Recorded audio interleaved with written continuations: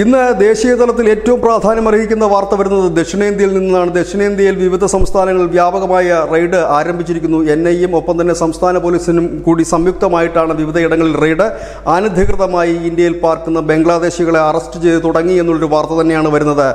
കർണാടക, ആന്ധ്ര, തമിഴ്നാട്ടിൽ തന്നെ തിരുപ്പൂർ, കോയമ്പത്തൂർ തുടങ്ങിയ ഇടങ്ങളിലാണ് 31 പേർ ഇതുവരെ അറസ്റ്റിലായ വിവരവും പുറത്തു വരുന്നു.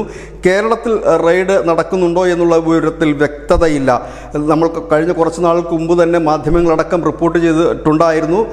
ബംഗ്ലാദേശിലെ ഭീകര സംഘടനയായ ATB അവരുടെ സ്ലീപ്പർ സെല്ലുകൾ ഏറെയും വർക്ക് ചെയ്യുന്നത് ദക്ഷിണേന്ത്യയിലാണ്. ഇവർക്ക് വ്യാജ ID കാർഡും മറ്റും നിർമ്മിച്ചു കൊടുക്കുന്ന ഗ്രൂപ്പുകളുണ്ട്. ഒപ്പം തന്നെ വ്യാജ പാസ്പോർട്ടുകൾ നിർമ്മിച്ച് ഇവരെ വിദേശത്തേക്ക് കടത്തുവാനുള്ളൊരു ശ്രമം കഴിഞ്ഞ ദിവസം ദില്ലി പോലീസ് പിടികൂടിയിരുന്നു.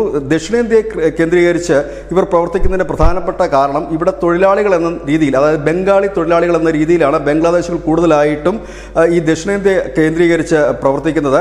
അത്തരക്കാരെയാണ് ഇപ്പോൾ ഈ റെയ്ഡിലൂടെ പിടികൂടുന്നത്. അനധികൃതമായി ഇന്ത്യയിലെത്തിയ ബംഗ്ലാദേശി പൗരന്മാർ, അതായത് ബംഗ്ലാദേശികളെയും ബംഗാളികളെയും കണ്ടാൽ പെട്ടെന്ന് തിരിച്ചറിയാൻ കഴിയാത്ത ഒരു സാഹചര്യമുണ്ട്. ഇവർക്ക് വ്യാജ ID കാർഡും മറ്റും നിർമ്മിച്ചു കൊടുക്കുന്ന സംഘങ്ങൾ, മാഫിയ സംഘങ്ങൾ തന്നെയുണ്ട്. ദില്ലിയിൽ നിന്ന് ഒരു മാസം മുൻപായിരുന്നു അത്തരം ഒരു വലിയ ശൃംഖലയെ തന്നെ ദില്ലി പോലീസ് പിടികൂടിയിരുന്നു. ഏതായാലും അസമിനും മഹാരാഷ്ട്രയ്ക്കും ശേഷം ബംഗ്ലാദേശി പൗരന്മാരെ, അതായത് അനധികൃതമായി താമസിക്കുന്ന ബംഗ്ലാദേശി പൗരന്മാരെ പിടികൂടി തുടങ്ങിയിരിക്കുന്നു എന്നുള്ള വാർത്തയാണ്. ദക്ഷിണേന്ത്യയിലേക്ക് കടന്നിരിക്കുന്നു എന്നുള്ളത് തന്നെയാണ് ഈ നിമിഷം നൽകാൻ കഴിയുന്ന ഏറ്റവും പ്രധാനപ്പെട്ട വാർത്ത. News desk, news India Malayalam.